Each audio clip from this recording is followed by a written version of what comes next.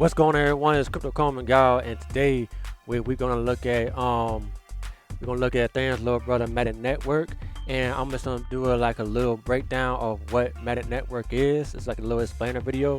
I know somebody asked me and someone seconded that, so that's what I'm gonna do. And but I know in their light paper, in the white paper also, they talked about the ZK rollups, but I don't know if they implemented that or not. I know they said that, so I'm not gonna get into that, the ZK rollers, because I'm like you know, I have to look in and try to understand it. So, but the information that I got from the light paper, and I put it into this presentation format so that it can be more easily understood. So, with that being said, guys, let's begin.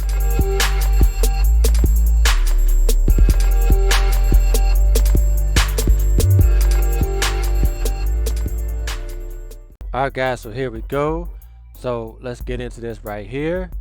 And so we are getting into what is Matic Network right here. So what is the issue? The issue is Ethereum has scalability issues as of right now. And so of course, when it comes to gas prices and speed and being able to play games and all that stuff like CryptoKitties and all that stuff like that, well, they're having issues. So Matic is here to save the day. So what are the issues with Ethereum? Well, some of them are slope block confirmations, block size limitations, and user experience. And so how can Matic Network solve these issues? Well, so here we go. So Matic can solve these issues by this is the issues that this is how they're going to solve it. So they're going to solve these issues by providing layer 2 solutions, make applications better for app developers, provide assets interoperability via DEXs, and better UI and UX for mass adoption while having better security and scalability. So that is how they're going to go about doing it, which I would say they are currently doing. Not just how, but they're currently doing it. Okay, so how does the whole process work with Matic right here? How does this work right here? So we have well, what happens is like first users, because this is like when you want to get into Matic. How do you get into Matic? So the user deposits crypto assets into Matic contract on the main chain. Once deposited, tokens get confirmed on the main chain. The corresponding tokens will get reflected on the Matic chain. The user can now transfer tokens to anyone they want instantly with negligible fees. Once a user is ready, they can withdraw remaining tokens from the main chain by establishing proof of remaining tokens on the root contract. So that is currently happening right now. So who are the players in the Matic ecosystem? You have the end users. That would basically be us, because I don't think any developers are really watching my videos. So because I don't do like technical videos. I mean, not videos, but videos. So we have you have the end users, you have the dApp developers, you have the stakers, and you have the block producers right here. Now, of course, the stakers are like the delegators, or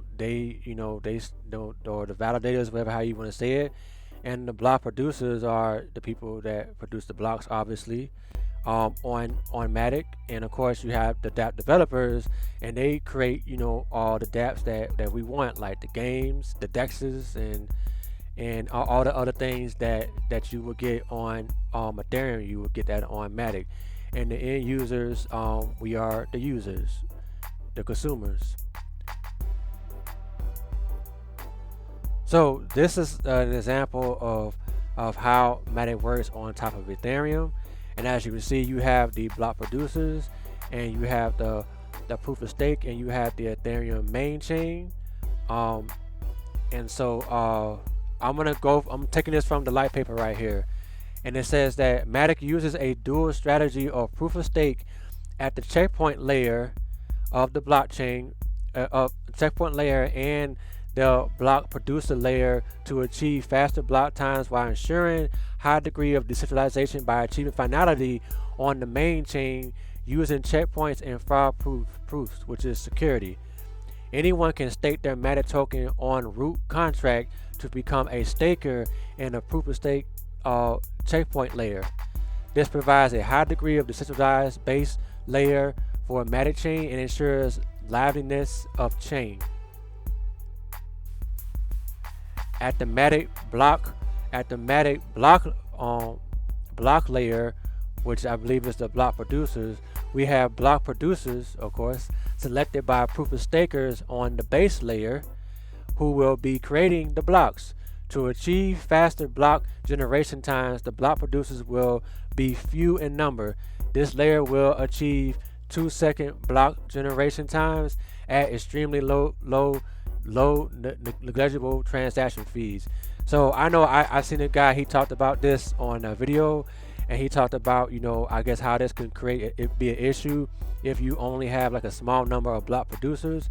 Okay, so let me continue with that. It says, to enhance the security of transactions, Matic also provides fraud proofs on the main chain.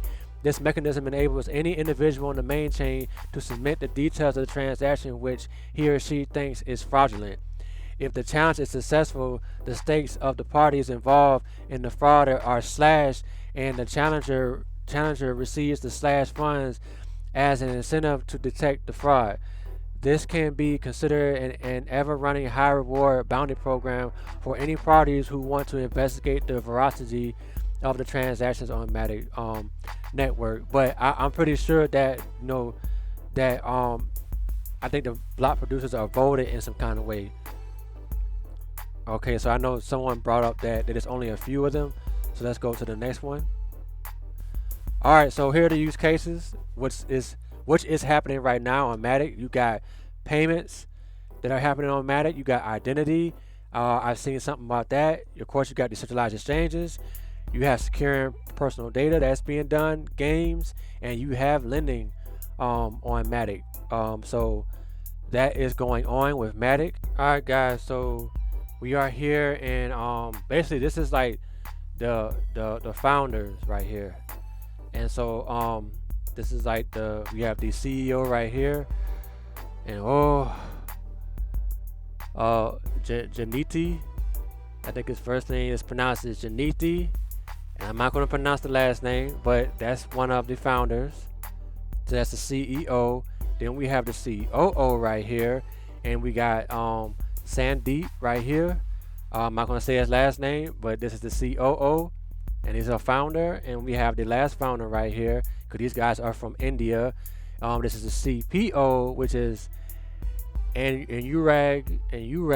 Oh man, Anurag. I think his name is Anurag. I'm probably butchering his name, but these are the founders, and these are the chief officers. I would say it like that. All right, guys. So yes, that's kind of like, you know, a breakdown of the light paper of how, you know, Harmony, I mean not Harmony, but how Matic works. I talk about both of them. That's why I kind of, you know, said that right there. But yeah, so that's a breakdown of how Matic works.